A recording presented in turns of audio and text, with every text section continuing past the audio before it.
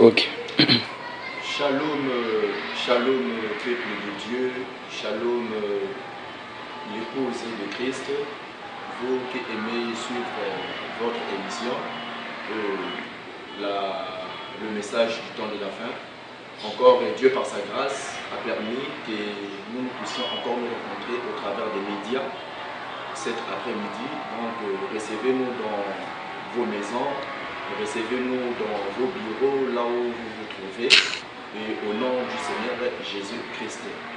Nous sommes bien sûr dans le plateau, comme vous le constatez, dans Logos Production, dans notre émission toujours, l'émission, le message du temps de la fin.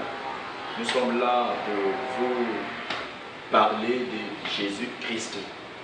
Vous qui avez part à l'héritage du testateur, à savoir le Seigneur Jésus-Christ. Récemment, nous étions ici, on avait abordé un terme très capital concernant l'hospitalité. Et l'homme de Dieu qui était avec nous, il nous a parlé sur l'hospitalité dans la connaissance. Et nous savons que rien que par la connaissance, nous ne pouvons pas peut-être trop bien galoper, comprendre les choses de Dieu. Il nous faut aussi la prophétie pour mieux s'asseoir, et puis la doctrine, et puis la révélation pour mieux comprendre et s'asseoir sur des bases et sur des fondements de la parole. Donc, nous sommes encore très contents. Aujourd'hui, nous avons le pasteur, récemment il était là, il nous a parlé sur l'hospitalité pasteur. Donc aujourd'hui là, il avait fait un point de virgule. Aujourd'hui là, il va continuer sur la partie prophétie de l'hospitalité. Shalom aux hommes de Dieu. Shalom. Shalom. Comme vous le constatez, je suis avec eux. Moi, c'est le frère Franck Dubonsa. Je suis là toujours, votre bien-aimé de tous les jours, pour animer cette émission. Et de la baie vitrée, nous saluons notre précieux frère qui est là-bas, notre précieux frère Jeffer Moseo, à la cabine technique, il est de même, etc. Et nous abordons rapidement, sans plus tarder, notre vif sujet de ce jour. Nous sommes en train de parler sur l'hospitalité. Pasteur, la fois dernière, tu nous avais parlé sur l'hospitalité, tu as touché Abraham, tu as touché la veuve de Sarepta, tu as touché pas mal. Maintenant, aujourd'hui, là, nous voulons aborder sur la partie prophétique. Quel est donc l'hospitalité? C'est quoi l'hospitalité? D'ailleurs, je dis merci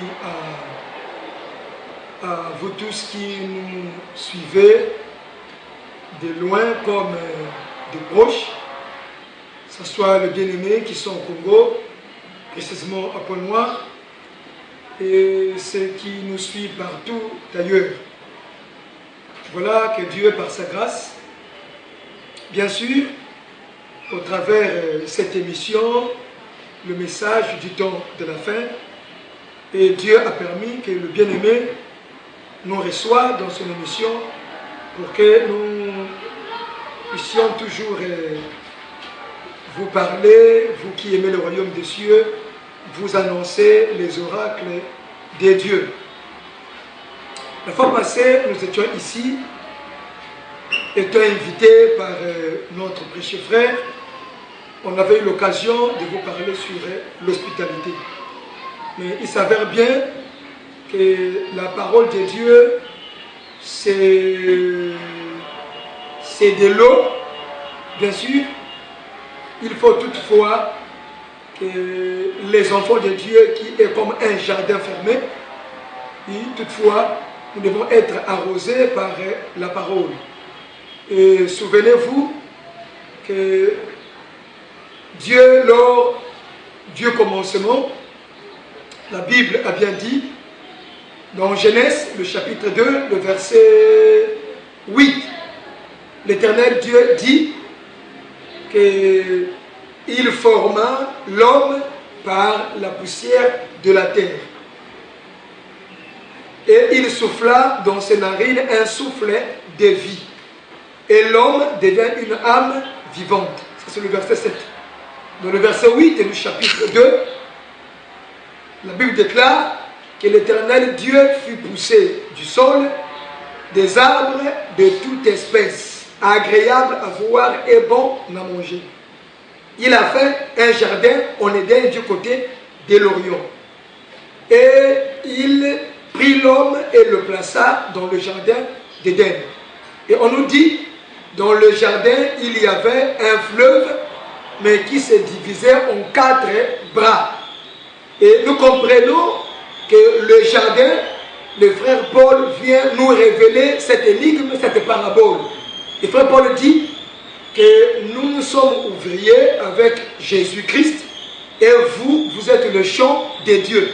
Et donc nous comprenons que le jardin d'Éden était l'ombre de l'Église qui est l'œuvre de Dieu dans lequel nous trouvons Christ comme un véritable bœuf et tout ministre travaillant avec Christ dans le corps qui est l'Église.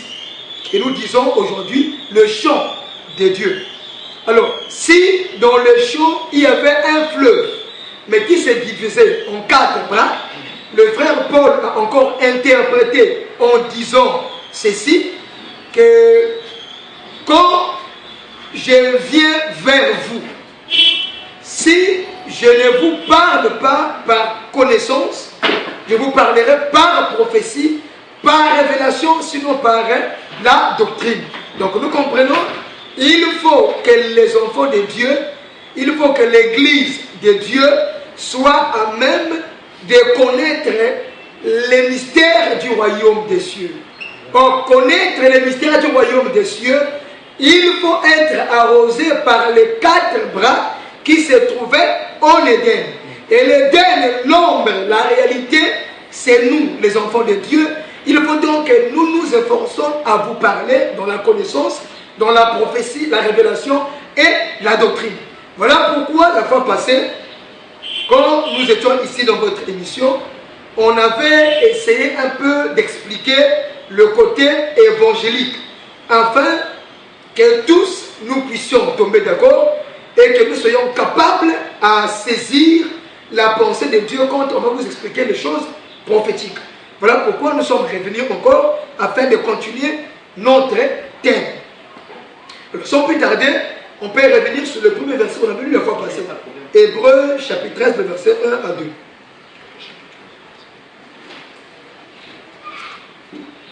Hébreux chapitre 13, le verset 1.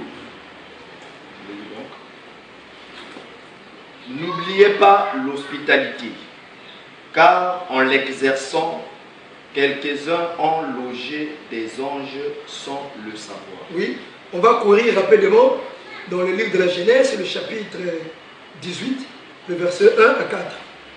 Chapitre 18, le verset 1 à 4. Oui. Je le lis donc.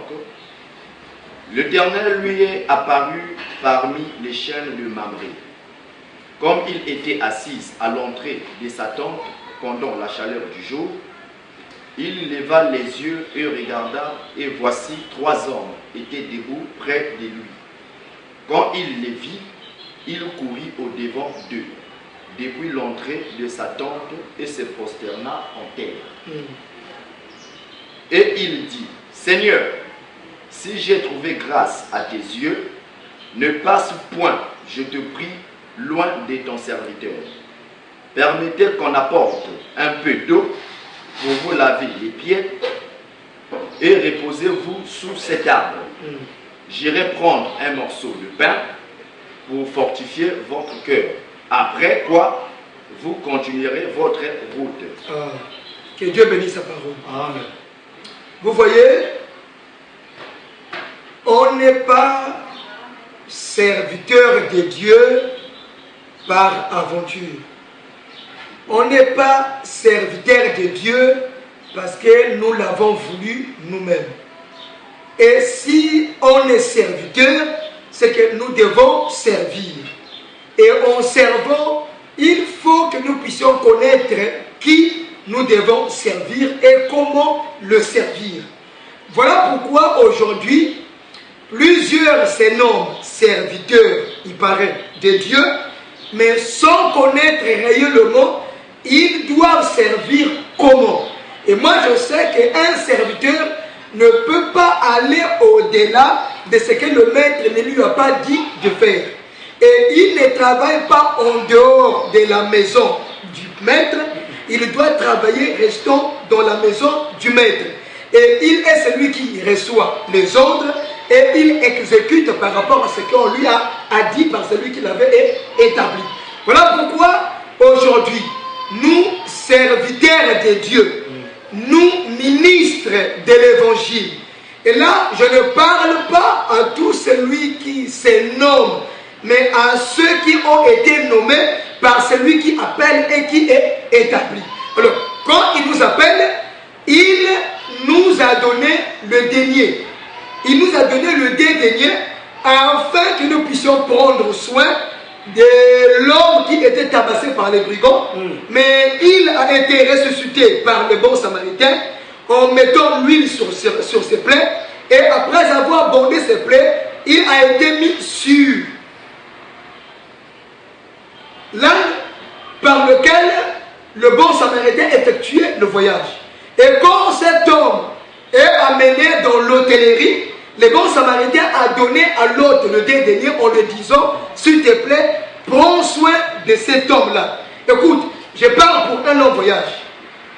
Même s'il y aura à dépenser, toi dépense. À mon retour, je viendrai te récompenser.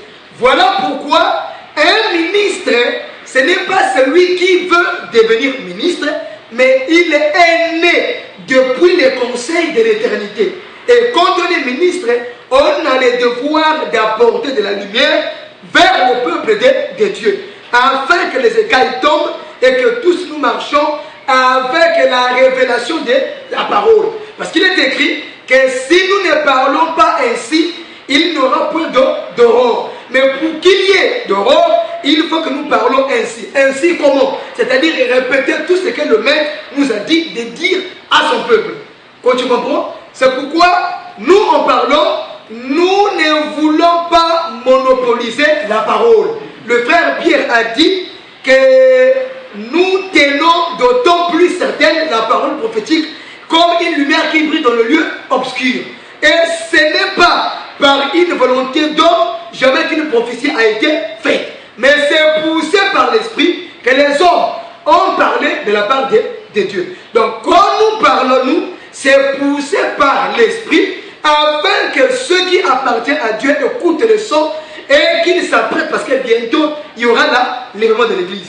Nous disons, frère, Christ a dit, Père, j'ai fait connaître ton nom aux hommes que tu m'as donnés du milieu du monde. Ils étaient à toi, mais tu me les as donnés. Ils ont cru que c'est toi qui m'as envoyé et ils ont reçu ta parole. Donc nous, pendant que nous parlons, nous nous adressons aux enfants de Dieu qui sont dans les 4 coins de la terre. Alors, ici, écoutez, il faut que nous puissions être joyeux quand nous écoutons les choses du royaume des cieux. Nous avons dit la fois passée que l'hospitalité, ce n'est pas seulement le français. L'hospitalité, ce n'est pas seulement une coutume ou bien une habitude. L'hospitalité, ce n'est pas comme nous pouvons le dire, mais ça va même au-delà du mot. Est-ce que vous comprenez? Amen. Ça va au-delà du mot. C'est pourquoi nous ne pouvons pas nous limiter à parler de l'hospitalité à la manière des hommes.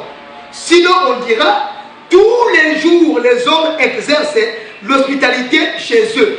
Mais en l'exerçant, est-ce que c'est vrai, ces hommes ont logé des anges? C'est pour si nous nous limitons seulement à l'écriture, on va mourir, on sera vraiment des hommes limités par rapport à la prophétie et à la révélation. C'est pourquoi, si bien qu'on a abordé le côté évangélique, nous voulons continuer dans la prophétie pour que nous comprenions bien l'hospitalité que le frère Paul avait dit ici. Il voulait parler de quoi? Mais déjà, quand nous avons lu le frère Abraham, la Bible dit il était assis. C'était sous un arbre pendant qu'il faisait la chaleur du jour. Il est surpris de remarquer 3 hommes devant lui. Et il dit, s'il vous plaît, ne passez pas outre votre serviteur, car c'est à cause de moi que vous êtes passé par ici. S'il vous plaît, je veux vous recevoir chez moi, juste vous laver les pieds et trouver quelque chose pour fortifier votre cœur, et puis vous continuerez votre chemin. Et l'Écriture nous dit, ces 3 hommes ont été logés par le frère Abraham. Et Abraham a tué un bœuf, un veau-gras, et il a dit à ses serviteurs, faites rapidement de la crème, le lait et les galettes, pour qu'ils mangent, après qu'ils vont continuer leur voyage. Finalement, c'est ce qui a été fait.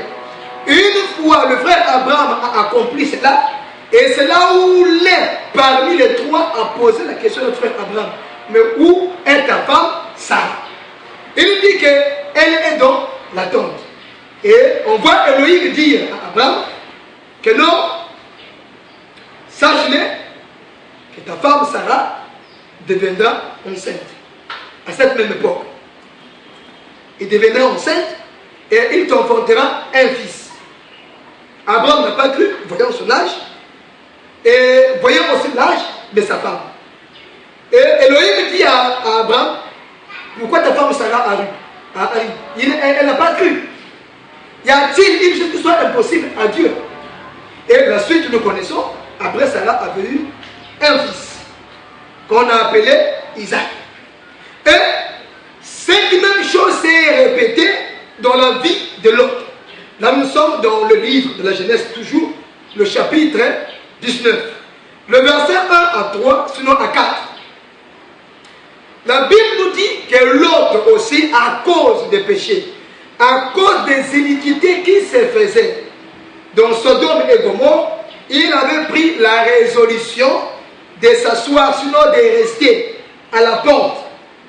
Et pendant que l'autre était à la porte, il est surpris de remarquer qu'il y avait 2 hommes devant lui. Et il dit, ah s'il vous plaît, c'est à cause de moi que vous êtes ici. Mais je vous en prie, entrez chez moi, demeurez dans ma maison. Je vais vous laver les pieds et puis trouver quelque chose pour fortifier votre cœur. Les 2 hommes qui étaient des anges lui ont dit, nous, on préfère passer la nuit dehors. La Bible déclare que l'autre les a oppressés à tel point qu'ils sont finis par entrer chez lui dans sa maison. Et nous voyons ce que le frère Abraham avait exercé. Ce que l'autre aussi avait exercé, c'était l'hospitalité. Noir sur blanc, nous voyons par rapport à la définition de l'hospitalité, nous comprenons bien qu'ils ont exercé l'amour, la bienfaisance, la libéralité, sinon la charité. Comme on avait dit, que l'hospitalité, c'est savoir et recevoir un homme, quelqu'un, une personne, un individu, un étranger chez toi. Que tu le connais ou non, mais c'est avoir la bonne manière d'exercer l'amour envers une personne, envers quelqu'un. Vous voyez? Et en recevant les gens chez toi, comme Abraham ne savait pas que ces 3 hommes étaient des hommes extraordinaires.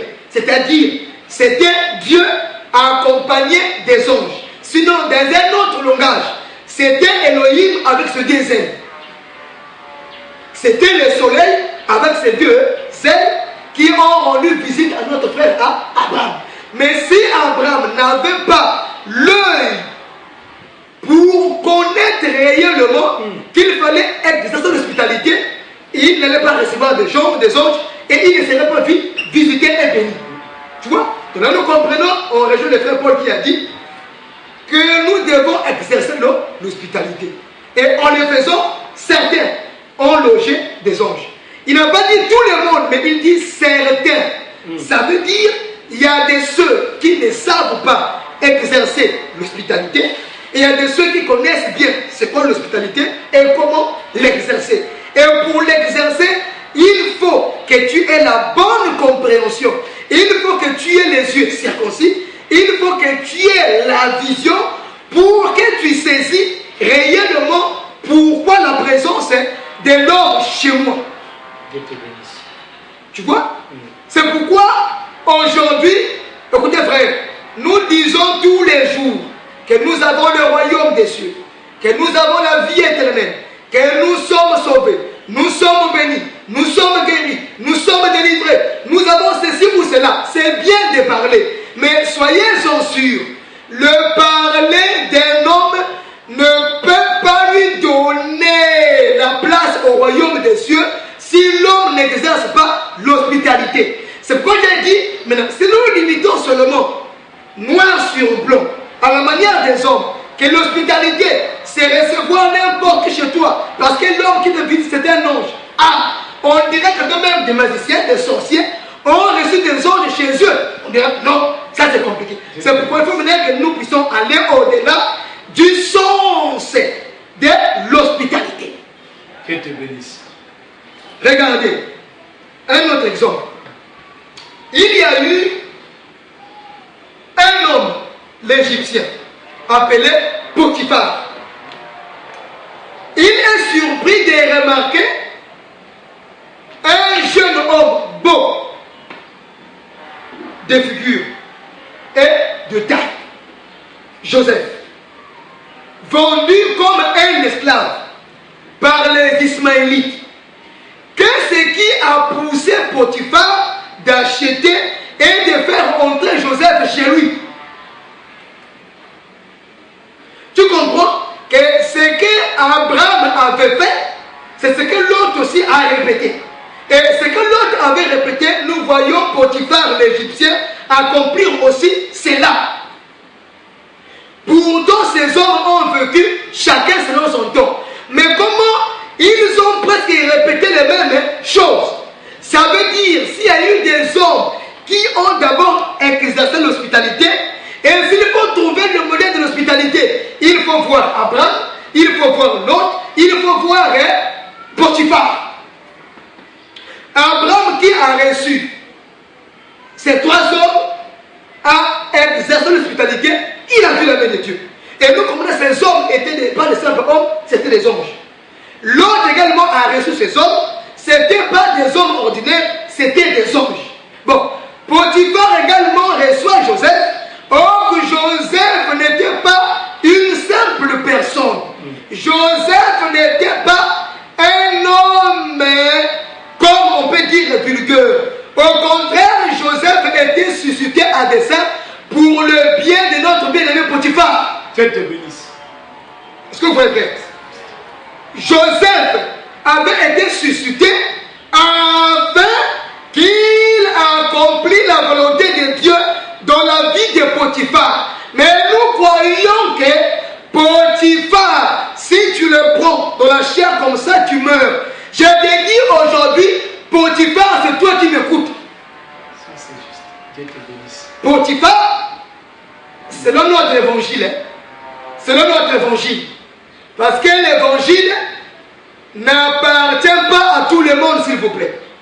L'évangile n'a pas été accordé à n'importe qui. L'évangile connaît les hommes qui sont nés pour ça. Donc, Abraham, c'est un type. L'autre également, c'est un type. Potiphar, de même, c'est aussi un type.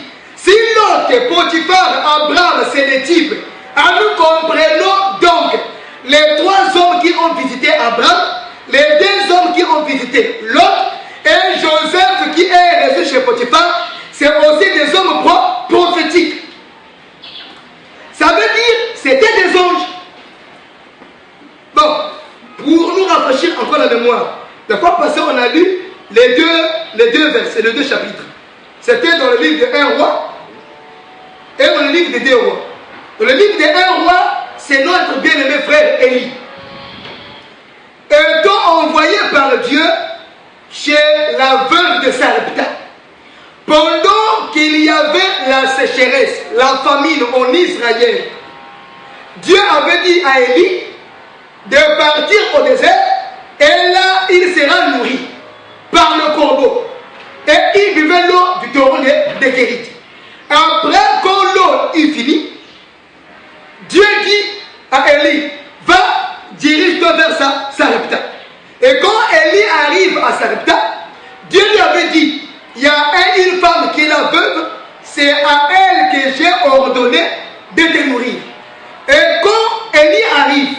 Élie demanda de l'eau à boire d'abord à la femme veuve, la veuve de Sarepta. La veuve lui donna de l'eau à boire. Et Élie lui dit, s'il te plaît, j'ai faim, donne-moi à manger. La veuve lui dit, ah, vraiment, je n'ai rien. Je n'ai qu'une poignée de farine et un peu d'huile. Je ramasse le bois. On fera le gâteau avec mon enfant. On va manger après quoi nous allons mourir. Puisqu'il y a de la sécheresse. Élie dit, fais-moi d'abord à manger.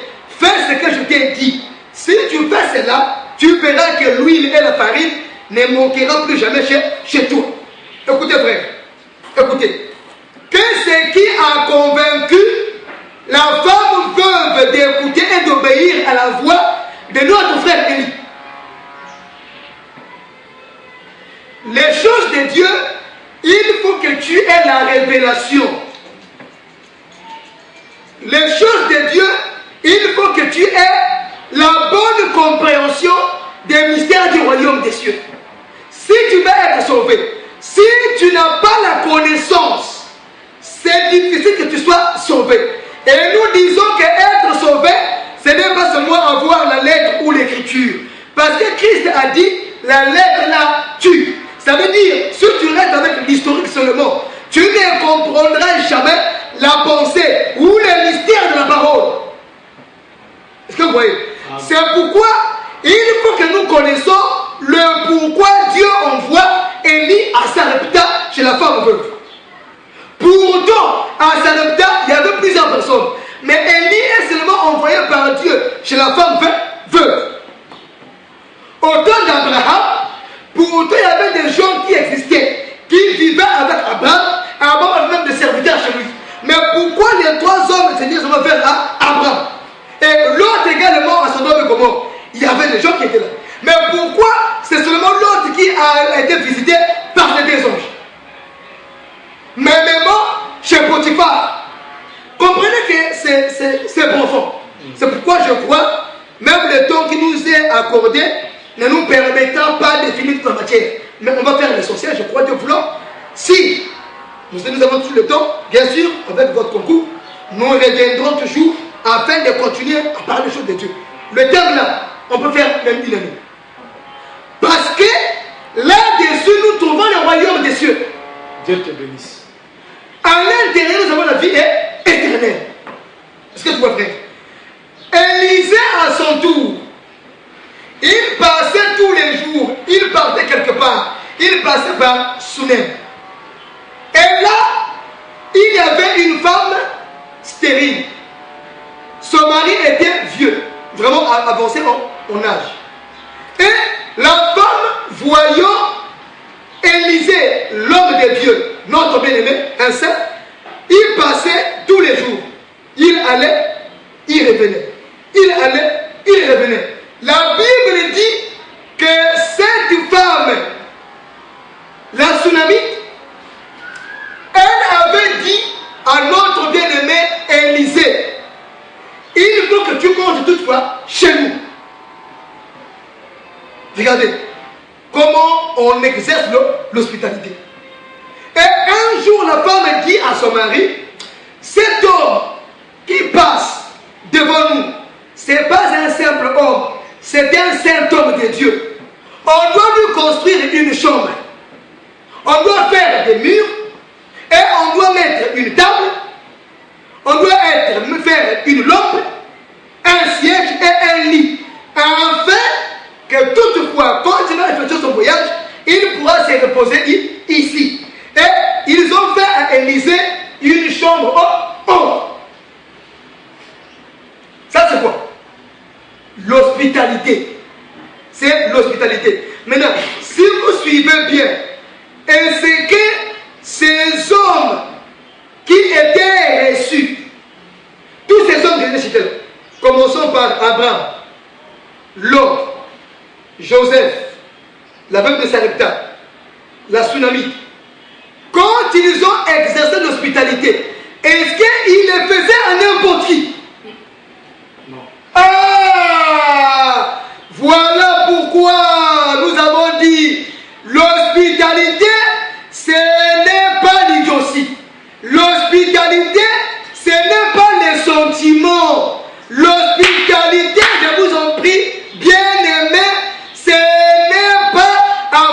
un jugement charnel. L'hospitalité, il faut que tu aies la vision de connaître d'abord qui est celui qui m'a rendu visite. Dieu te bénisse. Ah, vous comprenez? Maintenant, si on n'a pas la bonne compréhension, si on n'a pas la vision de Dieu, on ne peut pas exercer l'hospitalité. Ah, donc nous voyons, ça soit le prophète Élie, ça soit le prophète Élisée, c'était des anges. Parce qu'un messager, un prophète, c'est un ange. Bien sûr, pas un ange comme à l'esprit, mais parce qu'ils sont porteurs d'un message. Donc, nous disons qu'un prophète, c'est un ange, c'est un messager. Est-ce que vous comprenez? Et notre bien-aimé Joseph, s'il vous plaît, dans la parole de Dieu, on ne raisonne pas, sinon on restera des bourriques. Joseph, nous confirmons, il était tout un prophète. Joseph, il était un prophète. C'est-à-dire en Joseph, nous voyons le type, nous voyons l'ombre, l'image du véritable Joseph qui est Jésus-Christ. Vous comprenez? Et quand nous voyons les deux anges chez Lot, quand nous voyons les trois hommes qui étaient l'expression d'Élohim seulement, nous savons que Dieu c'était un véritable ange. Comme on dit la fois passée, dans le livre de l'Apocalypse, chapitre 14, tu peux nous lire ça rapidement avant que nous continuions. Oui, chapitre 14, le verset 6 à 7. Chapitre 14, verset 6 à 7. Oui. Je vis un autre ange qui volait par le milieu du ciel, ayant un évangile éternel pour annoncer aux habitants de la terre, à toute nation, à toute tribu, à toute langue et à tout peuple. Il disait d'une voix forte: craignez Dieu et donnez-lui gloire, car l'heure de son jugement est venue. Que Dieu bénisse ta parole. Amen. Il y a un ange qui vole au milieu du ciel.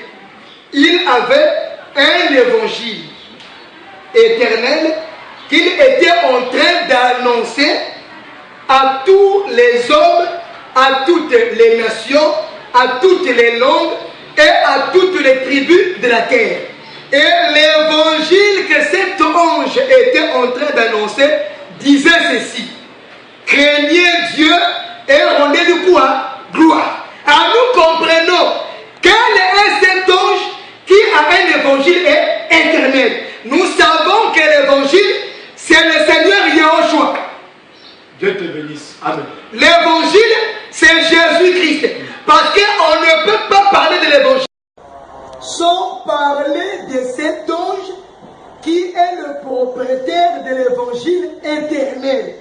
Parce que l'hospitalité, c'est annoncer, sinon c'est exercer ou encore vivre l'évangile éternel. Maintenant, cet évangile éternel disait quoi? Craignez Dieu et rendez-lui gloire. Maintenant, écoutez, si cet ange qui annonce l'évangile, c'est un ange. Ah, là aussi nous voyons, chez Abraham, c'est les anges qui lui ont visité. Chez l'autre également, c'est les deux anges qui lui ont visité. Chez Potiphar aussi, c'est Joseph qui lui avait visité. Autre Joseph, les deux hommes, les trois hommes qui étaient venus chez Abraham, nous disons, c'était bel et bien Elohim, c'était Dieu. Est-ce que tu vois? Chez l'autre, et chez la veuve de Sarepta, et chez la Tsunamite, c'était des messagers, c'était des anges qui avaient rendu visite à ces hommes-là. Est-ce que vous comprenez? Donc nous disons, c'était l'homme. La réalité, il faut maintenant connaître l'homme là parlait de qui? Est-ce que vous comprenez? Si ces anges, c'était des types, c'était des images, c'était l'homme, il faut que nous puissions connaître le pourquoi de ces anges. Et quand nous connaissons et nous comprenons le pourquoi de ces anges, il faut que nous connaissons également qui est Abraham, qui est Lot, qui est Potiphar et qui est la veuve de Sarepta et la Tsunamite. On va lire encore l'écriture. Voilà. On va lire dans le livre notre précieux frère Jean, le chapitre 1. Jean, le chapitre 1. Voilà. Lis le verset 1 d'abord. Donc, Jean, chapitre 1. Oui. Verset 1. Oui. Au commencement était la parole, et la parole était avec Dieu, et la parole était Dieu. Voilà. Continue le verset 14. Verset 14. Excusez. Et la parole a été faite chair. Oui. Elle habitait parmi nous, plein de grâce et de vérité. Et nous avons contemplé sa gloire. Une gloire comme la gloire du Fils unique venu du Père. Voilà. Maintenant, on remonte le verset 11 du même chapitre. Le verset 11. Elle est venue chez les siens, et les siens ne l'ont point reçue. Ah! On peut acclamer pour la parole du Seigneur. C'est pourquoi, bien aimés, vous qui aimez votre émission, le message du temps de la fin. Moi, je crois, s'il y a un message qu'il faut annoncer au temps de la fin, c'est annoncer aux hommes le vrai évangile qui va vous préparer pour l'enlèvement de l'église. Attention, je ne sais pas, est-ce que le message du temps de la fin, c'est par rapport à un certain type qu'on appelle le dernier messager, ou bien c'est par rapport à Jésus-Christ? Non, c'est pas pour Jésus-Christ. Dieu te bénisse. Donc je crois, là, ton émission a un sens. Parce que moi, je crois, le message du temps de la fin, c'est annoncer l'évangile de l'ange qui a visité Abraham. Dieu te bénisse. Or, que les anges qui ont visité Abraham, c'était le Père, Fils, Saint-Esprit. Tu n'as pas compris. La Bible dit qu'Abraham est surpris de constater 3 personnes. Maintenant, quand il voit ces 3 hommes, au lieu de dire « mes seigneurs », il dit que ce n'est pas en vain que mon Seigneur est passé par ici. Alors nous comprenons, les 3 hommes-là étaient une seule personne. C'est-à-dire, c'était Elohim avec ses 2 ailes. Dieu te bénisse. Autrement dit, c'était le soleil de justice avec le 2 ailes pour venir guérir Sarah qui était stérile. Tu comprends? Ça veut dire, si on ne reçoit pas le soleil de justice chez lui, si on ne reçoit pas l'ange de l'éternel, c'est-à-dire Elohim, on ne peut pas enfanter. Parce que la stérilité de Sarah, c'était la privation. Sarah était privée de la vie. Ici, dans un langage prophétique, quand l'homme a la vie, quand l'homme reçoit Christ, il reçoit la vie. N'est-ce pas, il est écrit, celui qui a le Fils a la vie. Ça veut dire que Sarah n'avait jamais exercé l'hospitalité. C'est pourquoi elle était stérile. Est-ce que tu vois? Mais dès lors qu'Abraham reçoit Elohim, Elohim est logé et il laisse impoli. Voilà, là on peut confirmer que vraiment quand un homme loge un ange, c'est une grâce et il doit vivre la main de Dieu. Alors, on voit ce qu'a fait Elohim chez Abraham, c'est que Joseph a fait chez Potiphar. La Bible dit que la prospérité accompagnait Joseph. Et dès qu'il est entré chez Potiphar, Potiphar avait été béni d'une drôle de manière. Dans sa maison et dans ses champs, tout ce qu'il faisait lui ressuscitait. Et Potiphar avait remis aux soins de Joseph toutes choses. Pourquoi? Parce que l'homme avait compris, ah, ce n'est pas en vain que j'ai logé, j'ai reçu cet homme chez moi. Est-ce que tu comprends? Alors, j'ai dit, quand nous avons lu dans Jean, Jean nous dit, au commencement était la parole. La parole était avec Dieu et la parole était Dieu. Mais Dieu est esprit. Ça, c'est le frère Moïse qui rend témoignage. Que l'esprit de Dieu se mouvait au-dessus des eaux. Et le frère Jean vient dire, au commencement était la parole était avec Dieu et la parole était Dieu. Jésus-Christ, dans Jean 4, le verset 23 à 24. On nous dit que Dieu est esprit. Il faut que ceux qui l'adorent, en esprit et en vérité.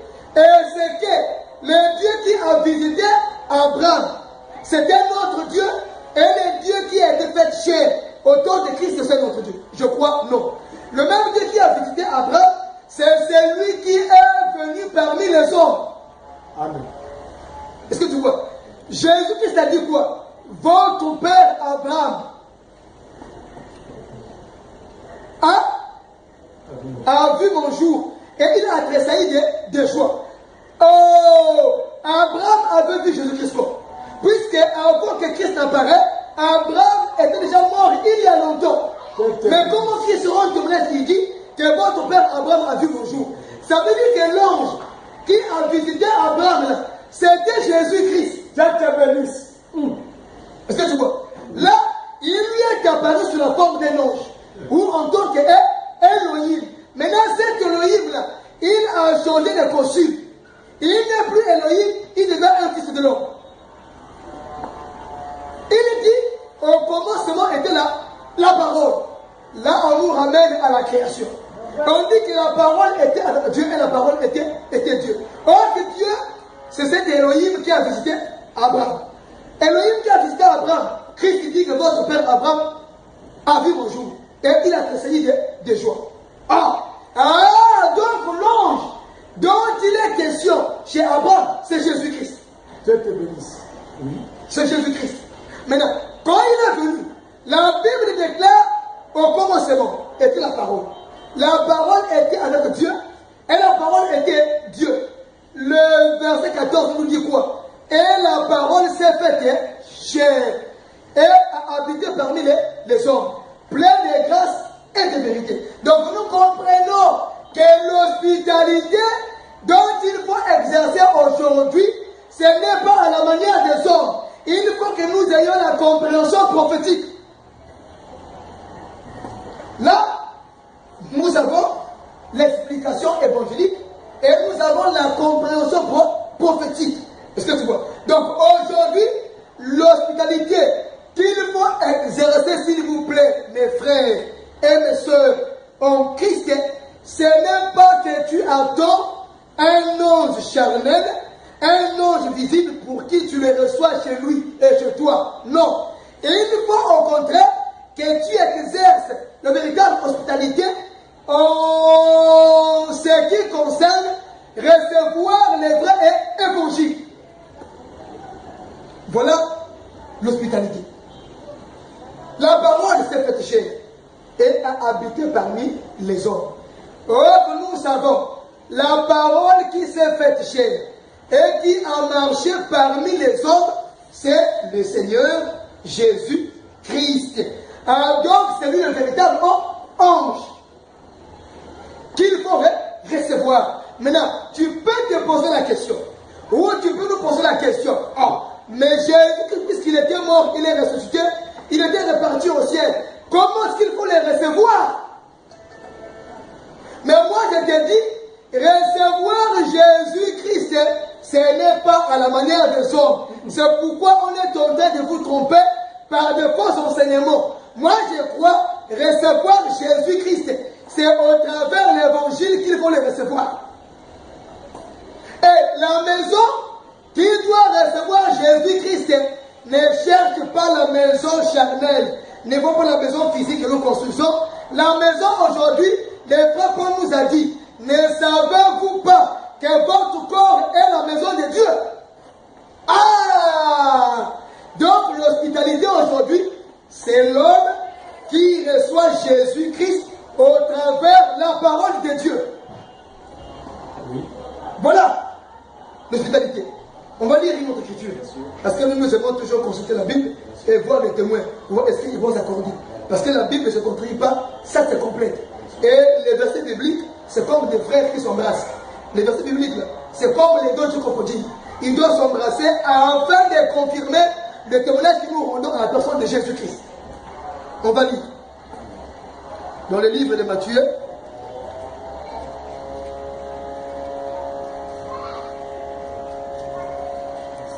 voilà Le livre de Matthieu, le chapitre 10, le verset 40. Matthieu 10, 40. Oui. Il dit, celui qui vous reçoit, me reçoit. Voilà. Et celui qui me reçoit, reçoit celui qui m'a envoyé. Celui qui reçoit un prophète en qualité de prophète, recevra une récompense de prophète. Écoute frère, que Dieu bénisse sa parole. Amen. Jésus-Christ dit, celui qui vous reçoit, me reçoit. Et celui qui me reçoit, reçoit celui qui m'a envoyé. C'est le verbe recevoir. Hein? C'est recevoir quelqu'un chez toi. C'est-à-dire exercer quoi? L'hospitalité. Tu vois, là où nous sommes arrivés, je ne sais pas si tu as compris ce que je veux dire. Là où nous sommes arrivés. Donc, l'hospitalité que le frère Paul a parlé dans Hébreux 13, c'était seulement recevoir Jésus-Christ dans son cœur. Maintenant, comment le recevoir? Christ dit, la parole s'est faite chair et a habité parmi les hommes. Maintenant, il dit, celui qui reçoit, celui que j'ai envoyé, c'est moi qui a reçu. Celui qui me reçoit celui qui m'a envoyé. Donc, il y a le ministre qui est là pendant qu'il prêche. Toi, tu crois à sa parole. Tu ne reçois pas seulement le ministre, mais tu reçois Christ qu'il a établi et qu'il envoie. Et quiconque reçoit Christ, il reçoit Dieu qui a envoyé Jésus-Christ. Tu comprends l'hospitalité? Donc, il faut maintenant que l'enfant de Dieu soit capable de discerner réellement. L'ange véritable ici, c'est quoi? C'est l'évangile. C'est la parole de vérité que nous sommes en train de prêcher pour amener les enfants de Dieu à atteindre la perfection. Bon, Christ dit, celui qui vous reçoit, me reçoit. Celui qui me reçoit, il reste celui qui m'a envoyé. Le frère Paul a dit, il est beau les pieds de ceux qui annoncent l'évangile. Mais comment y croiront-ils s'il n'y a pas de gens? Et si les hommes ne sont pas envoyés, comment croiront-ils à ceux qui n'ont jamais vu? Quand Christ a établi les apôtres, il leur a dit, vous serez mes témoins dans la Judée, dans tout Jérusalem, dans la Samarie, et sur les extrémités de toute la terre. Donc aujourd'hui, l'hospitalité existe jusqu'à présent. C'est l'hospitalité qui sauve les hommes. Donc l'homme n'a pas exercé l'hospitalité, il ne peut pas être sauvé. Dieu te bénisse. Dieu te bénisse. Il ne peut pas être sauvé. Aujourd'hui, pour avoir la vie éternelle, il faut que nous exerçons l'hospitalité. Et l'hospitalité, c'est l'évangile. L'évangile, c'est Jésus-Christ. Jésus-Christ, c'est l'explication de la parole de Dieu. Parce que moi, je crois, la parole de Dieu, de la Genèse à l'Apocalypse, c'est une énigme. La parole de Dieu, telle qu'elle est là, c'est un simple livre. Comme tout autre livre. Mais sauf à l'intérieur, c'est quatre Dieu. Maintenant, ça restera un simple livre si on n'apprend pas comment connaître, comment sonder ce qui est caché. Or, ce qui est caché, c'est l'esprit. C'est l'esprit qui vivifie. Or, tout l'esprit, c'est le son. C'est-à-dire, c'est l'explication de chaque chose de la parole. Est-ce que tu vois? La parole telle qu'elle est là, la parole telle qu'elle est là, c'est le songe du roi Nebuchadnezzar. La parole telle qu'elle est là, c'est le songe de Pharaon. Il faut qu'il ait Joseph afin d'apporter l'explication. La parole telle qu'elle est là, c'est comme la folie du roi Saoul. Donc il n'y a pas David pour qu'il vienne jouer à la harpe. C'est difficile que Saoul soit guéri et que l'esprit impur puisse sortir de Saoul. C'est-à-dire tout celui qui ne reçoit pas la vraie parole, le vrai évangile, c'est un homme qui aura des défauts. Il aura des défauts. Pourquoi? Parce qu'il ne sait pas exercer l'hospitalité. Or, l'hospitalité, c'est recevoir la vraie parole. Donc, aujourd'hui, si on te dit que non, vous savez, Dieu est amour, Dieu est bon, Dieu c'est un Dieu, il ne compte pas ce qui frappe les regards, lui il ne compte pas ce que les hommes peuvent dire, lui il ne s'occupe pas de l'apparence extérieure, lui c'est l'intérieur. Non, attention, il ne faut pas que l'évangile puisse vous condamner par votre mauvaise manière de comprendre les choses de Dieu. Est-ce que tu vois, frère? Si on ne sait pas distinguer le vrai ange et le faux ange, c'est difficile, on va t'attendre. Oui. Tu vois, mon bien-aimé. C'est pourquoi, autant nous sommes, il faut que nous disons réellement la vérité afin que chacun puisse faire le choix au sujet de l'exercice de l'hospitalité. Lisons combien d'écritures. Je crois qu'on va arrêter ici, faute de temps. Apocalypse, chapitre 3, le verset 20. Oui.